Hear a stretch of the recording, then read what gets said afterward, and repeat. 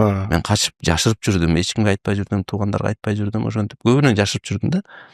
Анан уже элдер көбөйүп кетип, уже суранып баштагандан ойлодум мен баягы туура эмес го депчи.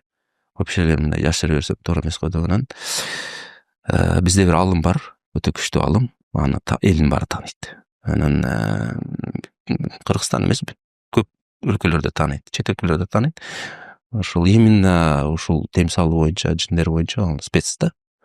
Анан ошого кишиге барып жолуктум, түшүндүрүп бердим, ушундай болуп атат.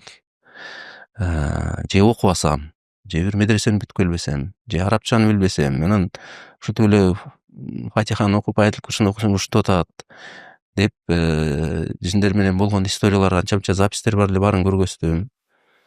Ар кайсы жаштагы жиндер менен сүйлөшкөм, ошолорду көргөздүм, перепискаларды көргөздүм. Анан 2 саатта изучать эттим менчи. Изучать этип туруп, анан мен сага уруксат берем деди. Окуй бер полный деди. Эч кимге караба, окуй бер деди. Шариатты бузба деди. Болду, все, хорошо деп аны окуп баштадым ошондон. Анан ачык эле элдерге келип, алып кел деп эле суранга да алып келип окуп атып, ошо менен көбөйүп кетти элдер.